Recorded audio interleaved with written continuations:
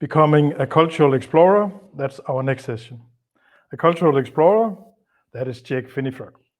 Today, he joins us from Seattle on the West Coast in the US.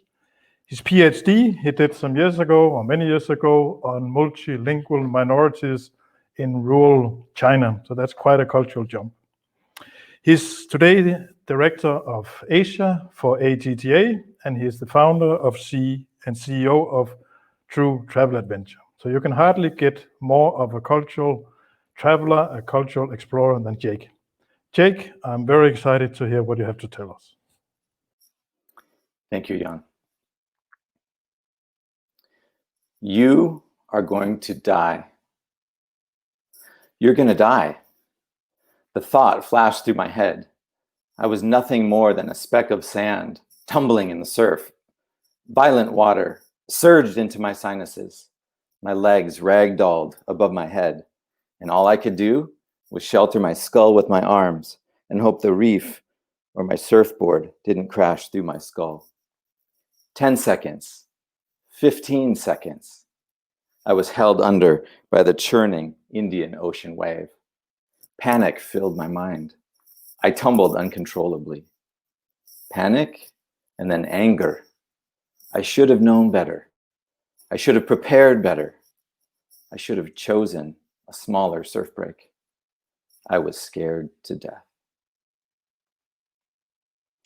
8 months later, I was in a crowd of 30 people waiting for a bus in Kunming, China. It was my first day ever in this country of 1.4 billion people. The bus surged to a stop as the crowd pushed to the front door, my brain processing in overdrive. How does this work? There's too many people. There's too little space on the bus. The door opened directly in front of my wife and 10-month-old baby boy, who flowed with the crowd to the door and stepped in. A grandma, carrying an open basket full of vegetables on her back, wedged her way in front of me and was pushing to the step. I did the math in an instant, and I knew I wouldn't make it on the bus. Again, panic. I was under the wave again. Because the bus, with a capacity of 40, easily had 80 passengers on it already, and only 4 had exited the rear door. I couldn't even see daylight through the windows to the other side. I was about to be separated from my wife and baby in a city of 7 million with no way to communicate. I could feel my pulse pounding in the back of my head, and a flash of sweat went over my scalp. The air brake hissed, and Grandma made her move for the last foot of space inside the door. I knew at that moment it was kill or be killed. In an instant, I violated every rule of decorum that my mother had ever taught me. Ladies first, don't push, let others go ahead. I'm not sure exactly how it happened, but let's just say that Grandma had to take the next bus.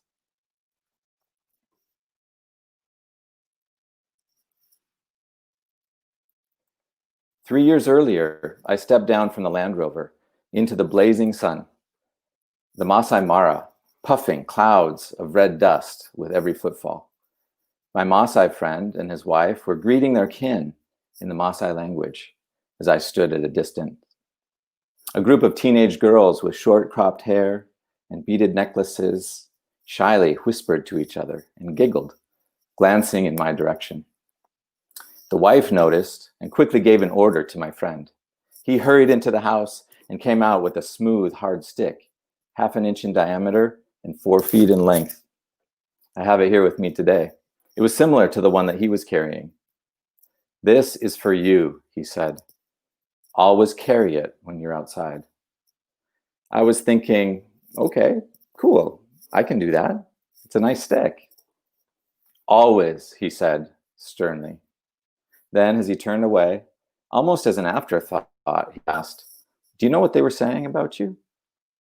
Of course, he knew that I didn't know, but I said as much. I wasn't sure. "They said you look like a woman." "A woman?" I asked. "Yes, only women walk outside without a stick."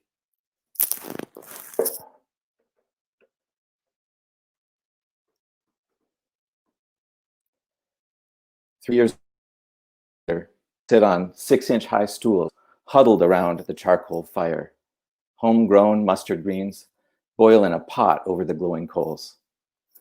Small bowls with fried eggs and roasted peanuts sit on the small round table encircling the hot pot. And tonight, to honor us, a chicken gave its life, her offering floating in the soup amongst the greens. The youngest daughter, not yet 5 years old, came to me with care, a small cup of rice wine in her tender hands. Brave black eyes met mine as she breathed deeply, paused a mere second, then burst into confident song. It was a song of blessing. As she sang, her tiny hands pressed the cup to my lips and tipped forward with perfect pace, the home-brewed offering stinging slightly as it came in my mouth. In just seconds, molecules of rice that her family had planted 2 years before would reach every cell in my body. There were 2 small bowls nestled between the peanuts and the eggs. They were filled with hot pepper, vinegar, and salt. They were used for dipping the greens. You take the chopsticks, grab some greens from the hot pot, or maybe some meat, and you dip them into these 2 bowls to add spice to every bite of food. We were used to this, but tonight, one of those bowls was different. The sauce was cloudy instead of clear, and it was kind of a maroon color. Without noticing, my wife dipped into the cloudy bowl, swirled around, and took a big bite of greens. Horrified, I tried to catch her eye and get her to stop. "This is awesome," she exclaimed in Chinese, to the delight of our hosts, then added in English to me, "You should try some." Without knowing it, my wife, a public health nurse who discourages me from eating rare steak, just ate a bite of greens coated in raw chicken blood. So what does this mean? What do these stories have in common? In each case, I was in a setting where I wasn't in control. Sometimes I didn't know what was going on. Sometimes I was in over my head. Sometimes I was scared. Sometimes I was fine, but just confused. In my life as a cultural explorer, I've been in many such settings. If I had enough time, I'd tell you thousands of stories. But I've learned over time that there are ways to understand a new culture more quickly by being observant. So if you want to be a cultural explorer, I'd like to share with you some of the ways in which we communicate. You can be aware of them when you go into another culture, to another country, or another place where you feel unfamiliar. These languages I like to call the 12 languages of culture. You see them here. The verbal, written, and numeric languages, they seem pretty familiar to us. We think about them as languages, even pictorial. Verbal, of course, there are about 7,000 languages in the world. Many of them have written scripts, but not all. And numeric, we can understand that that's a language. If you get into an elevator in New York City, you might not see the number 13. If you get into that elevator in Beijing, you might not see the number 4, because those numbers communicate things to people within those cultures. And pictorial, you might think of signs and symbols for a nation on a flag or for a religious institution. We think that those pictures or those symbols carry meaning. As we go further into this list, artifactual, those are the things that we might carry, the clothes we wear, the brand of car that we might drive. Audio, researchers say that about 38% of meaning in language comes from the intonation and the pace with which we speak. Kinesic, that's how we move our body, how we go through space. And optical, that has to do with light, colors and the meanings of colors. What color should I wear to a funeral in the Middle East? That might be different than the culture I would wear to a funeral in Seattle. So all of these things have meaning.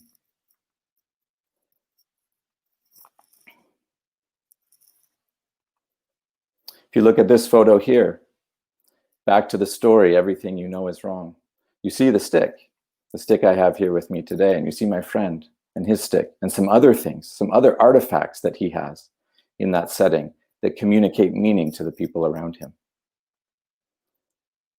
You see here this idea of movement and of space, and how it's used in one culture is very different from another culture. Moving down on this list, we see these other things that are languages, but we don't often think of them as languages. Tactile. What do we touch? Who do we touch? When do we touch? In the United States, it might be okay for me to put my arm around my wife as we're walking down the street to express my love for her. But if I was to do that in Kenya, the meaning that people see is very different. It could even be offensive. Spatial. How do we organize our space? How close do we stand in line? When is it okay to move in front of another person without offending them? These things are more subtle languages. Temporal. How do we use time? In some cultures, it's very important to arrive to a meeting 5 minutes before the meeting starts. But if you have something else to do, you can leave early. In other cultures, it doesn't matter when you arrive to the meeting, but no one leaves until the meeting is over and everything has been decided. And then olfactory. This is the language that is communicated through tastes and smells, the things that we feel are common. When we share these things over a meal and we're sharing the same food, we build unity, we build bonds, we develop comfort with other people. Here in this photo, you see the very moment that I described earlier, and you see the pictorial language in the background on the drapes. You see some spatial language with how close we are to one another. You see some tactile language. What am I holding and touching? What is she holding and touching? You see artifacts. What are we wearing that say something about us? And then the olfactory is there, the deepest of these languages. In this photo, you even get to see the bowl of dip that I was talking about, close to my left knee. If you look at this image, you'll see the 12 languages displayed. From the bottom to the top, verbal, written, numeric, pictorial, artifactual, audio, and so on. And then you see two continua. On the left-hand side, you see a continua of consciousness. The languages at the bottom of this pyramid we're more conscious of. We think of them as languages. And so when you go to another country, you might buy a guidebook and decide to read up on a certain language so that you can navigate. Or you might learn some of the written language. But we very often don't think of olfactory or temporal or spatial as ways that we communicate. You see on that continua, the higher you get, the less conscious we are that these are languages. But researchers also say that 93% of our communication is nonverbal. So these are languages we should pay attention to. On the right-hand side, you'll see that this continua is the continua of believability. The languages at the bottom, verbal, written, numeric, those can be easily manipulated, so they're less believable. As you go deeper into them, they become more believable. So as you enter into another culture and think about these 12 languages of culture, think about how you might be communicating with the people with which you interface. So what does this mean for you as a cultural explorer? Cultural connection is a core part of adventure travel and what we promote at the ATTA. So we want you to prepare yourself for a cultural experience before you go to another place by reading about cultural norms, talking to people that may have gone, or better yet, talking to people that are maybe from that place. Then when you're there, the 12 languages are a useful tool to observe what you encounter. And you can talk about it with your travel companions. You can journal about it. You can be an investigator as you're a cultural explorer in a different place. Make sure to look carefully at the more believable languages to find out what type of behavior is acceptable here. What type of actions should I do by taking my cues from the people around me? And lastly, cultural explorers are good guests. When you travel, try as much as possible to adapt to the host culture behavior. You will have a deeper experience, and chances are you'll be welcomed back.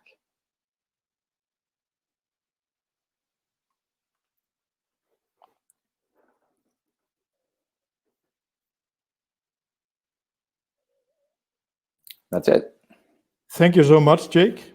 It was very interesting. It was very, very well presented, and it fits very well with a lot of the talks, the presentations we heard on day one, building bridges, learning about different cultures. Jake, it was a great pleasure. Thank you so much.